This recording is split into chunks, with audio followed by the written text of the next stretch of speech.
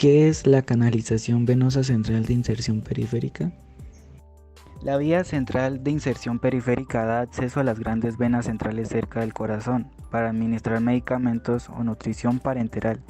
También se puede utilizar para tomar muestras de sangre.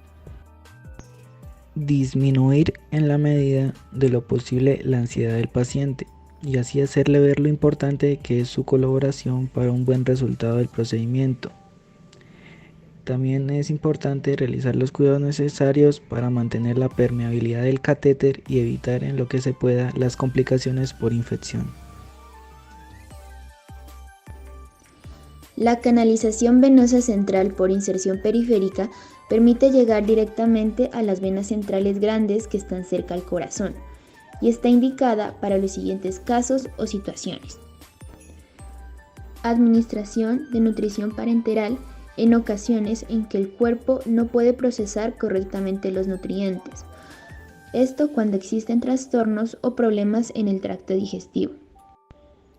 Se utiliza también para la perfusión de grandes cantidades de líquido.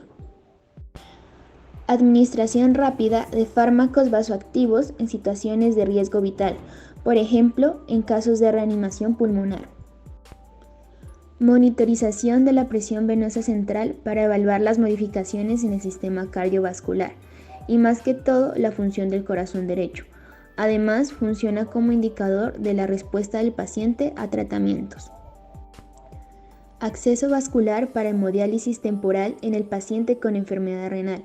Con este proceso se permite que la sangre viaje por tubos flexibles hacia la máquina de diálisis, en donde se filtra y posteriormente se limpia.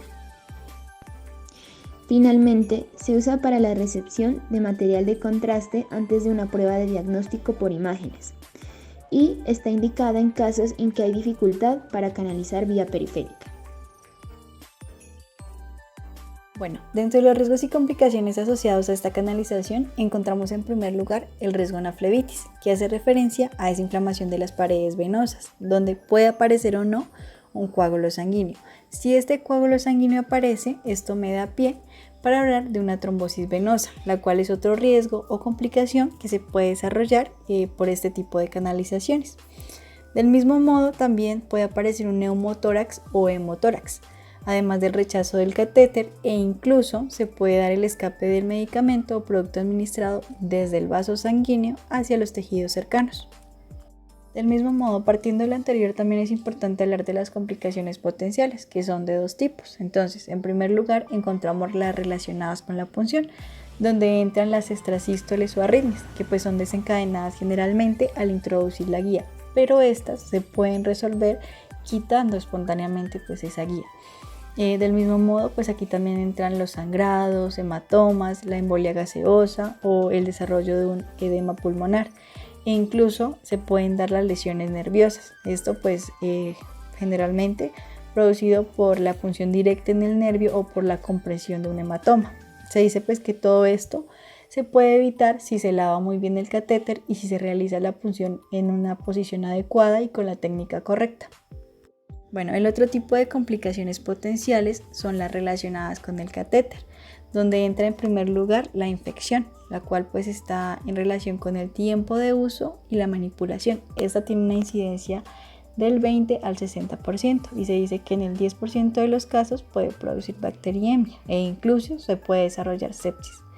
Del mismo modo, aquí entra la trombosis, que ya la había mencionado anteriormente, pero lo que cabe agregar aquí es que existen dos factores que aumentan el riesgo de que se genere pues esta complicación, que son el primero, que haya dos o más punciones, y la segunda es el tipo de líquido pues que se está administrando. Del mismo modo, pues aquí entra la obstrucción del catéter, que puede ser total o parcial y generalmente se produce por el cúmulo de fibrina. Pues aquí también encontramos el desplazamiento accidental del catéter o incluso la ruptura o rechazo a este pues catéter. Tipos de catéteres. Hay varios tipos de catéteres venosos centrales. Tenemos la vía de PIC, una vía de catéter central introducido periféricamente, o de PIC por sus siglas en inglés. Es un catéter venoso central introducido en una vena del brazo, generalmente por encima del codo. en lugar de una vena del cuello o del pecho, hasta llegar a una vena más grande, la vena cava superior, en la aurícula derecha del corazón. Catéter tunelizado. Este tipo de catéter se introduce quirúrgicamente en una vena del cuello o del pecho y se pasa por debajo de la piel. Un extremo del catéter queda fuera de la piel. Los medicamentos se pueden administrar a través de una apertura en este extremo del catéter. Pasar el catéter por debajo de la piel ayuda a mantenerse mejor en su lugar, lo hace menos visible y le permite al paciente moverse con mayor facilidad. Puerto implantado. Este tipo de catéter es similar a un tunelizado, pero permanece debajo de la piel en su totalidad. Los medicamentos se inyectan en el catéter a través de la piel. Algunos puertos implantados contienen un pequeño reservorio que puede volver a llenarse del mismo modo. Después de llenarse, el reservorio libera lentamente el medicamento en el torrente sanguíneo. Un puerto implantado es menos evidente que un catéter tunelizado y requiere muy poca atención diaria. Tiene menos impacto en las actividades de una persona que una vía de PICC o un catéter tunelizado. Ventajas e inconvenientes de la vía venosa central. Dentro de las ventajas encontramos: podemos mezclar varias infusiones a la vez, podemos tener una presión venosa central, se pueden administrar drogas y sustancias irritantes, se pueden obtener muestras sanguíneas sin necesidad de pinchar al paciente y podemos administrar nutrición parenteral. Por otro lado, dentro de los inconvenientes encontramos que se necesita una técnica lo más estéril posible. Corremos más riesgos que otros accesos a la hora de canalizar y se necesita una radiografía para asegurar su correcta colocación. A continuación, trataré de ilustrar un poco sobre la técnica de canalización venosa central de inserción periférica. Y para nuestro mayor entendimiento, visualizaremos el siguiente video.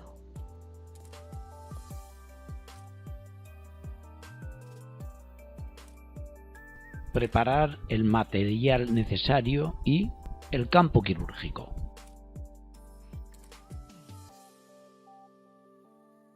Puncionar la vena periférica elegida.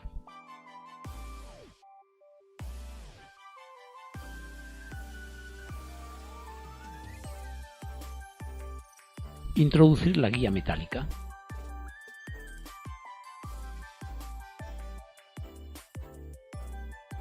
Retirando el compresor para que la guía pueda avanzar.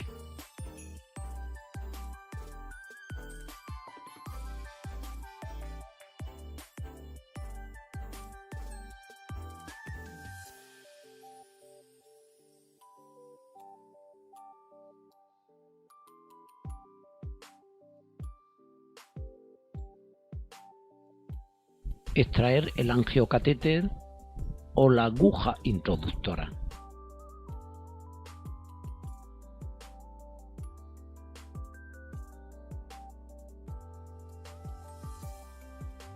Pasar el introductor a través de la guía metálica. Con un bisturí aumentar el orificio de entrada en la piel para que el introductor pueda pasar.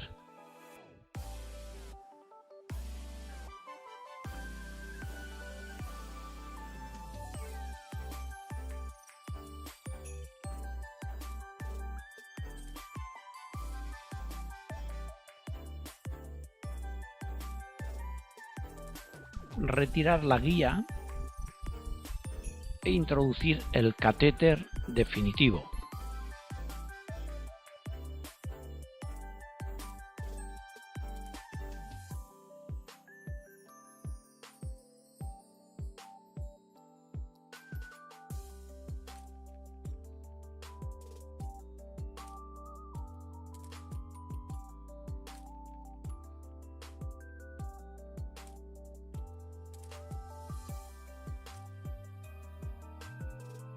Retirar la guía del catéter y el introductor.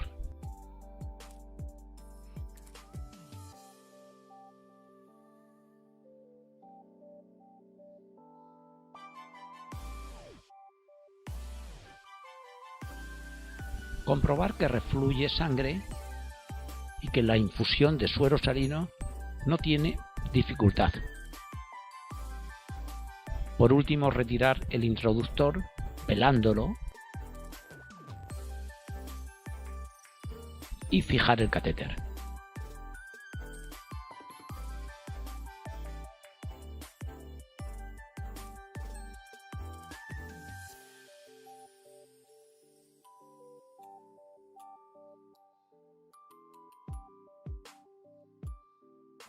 Muy bien, como pudimos observar en el video, se requieren ciertos materiales para este tipo de proceso.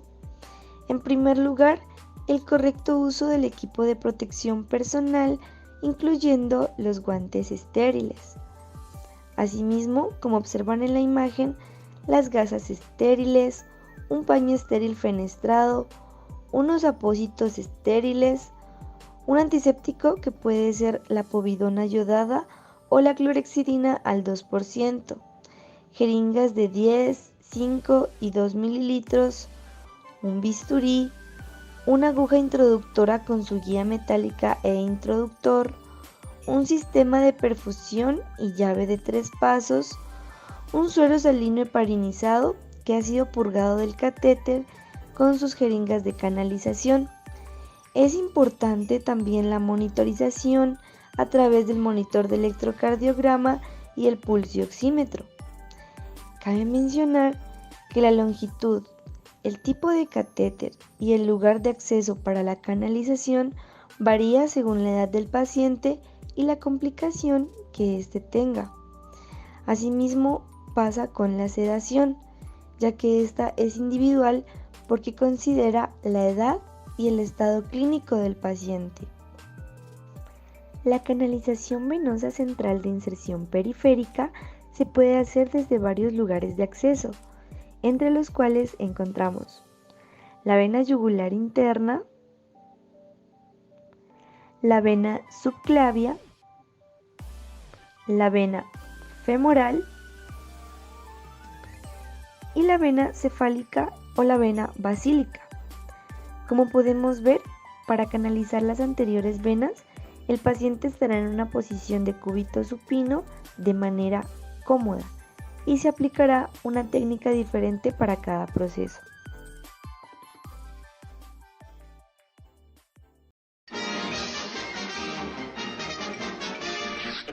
Eso es todo, amigos.